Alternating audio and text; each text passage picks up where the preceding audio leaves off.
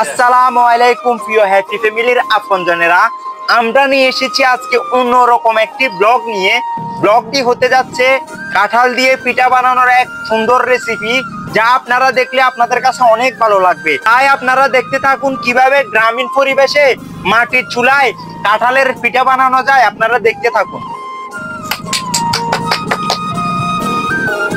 আমাদের গাছের কাঁঠালগুলো একদম পাকার পর নিজেরা অনেকটা খেয়েছি। তার পাশাপাশি চিন্তা করে দেখলাম কাঁঠালের একটি রেসিপি আপনাদের মাঝে তুলে ধরি। মাশাআল্লাহ, কাঁঠালটি ভাঙার পর দেখলাম কোষগুলি যেমন সুন্দর তেমনি খেতেও অনেক মিষ্টি। তারপর কাঁঠাল থেকে কোষগুলি আমার আম্মু ও আমি খুঁজতে শুরু করলাম। তার সাথে সাথে আমার ভাইও কাজটি সম্পূর্ণ হতে হাত লাগালো। আসলে কথাই আছে না, 10 মিলে করে কাজ হারে যেতে নাহি লাগ। যে কোনো কাজ যখন আপনি সবাই মিলে করতে যাবেন, দেখবেন ওই কাজটি অতি তাড়াতাড়ি হবে এবং ওই কাজটিতে আনন্দ 1000 গুণ বেড়ে যাবে। এরপর কোষগুলো থেকে কাঁঠালের বিচিগুলো আলাদা করার পর কোষগুলো থেকে কাঁঠালের রস ছেঁকে নিলাম।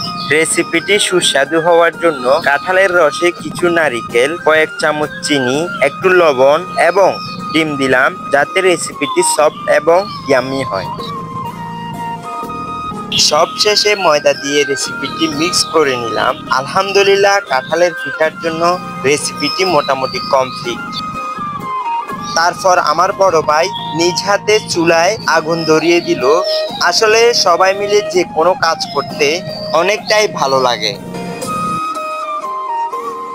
এদিক দিয়ে আমার আম্মু তেলগুলো গরম হওয়া মাত্র গরম তেলে পিঠাগুলো ছেড়ে দিল। দেখতে কত ভালো লাগতেছে। মুহূর্তেই পিঠাগুলো ফুলে উঠলো। তারপর পিঠাগুলো তেল থেকে উঠিয়ে আমার আম্মু যখন আমাদেরকে দিল, তখন আমরা রীতিমতো প্রতিযোগিতা শুরু করলাম, কে কার আগে খাবে। আব্বু, আপনার কাছে কেমন লাগতেছে? মজা লাগছে, বহুত মজা। আরেকটা খাবেন? নেন আরেকটা নেন। আমি তো কেমন হয়েছে এটা বলার ভাষা হারিয়ে ফেলছি। সত্যি বন্ধুরা, মায়ের হাতের পিঠা তুলনায় করা যায় না, অন্যরকম। আপনারা চেষ্টা করবেন সন্ধ্যার সময় আপনার ঘরোয়া পরিবেশে নাস্তা করার চেষ্টা করবেন।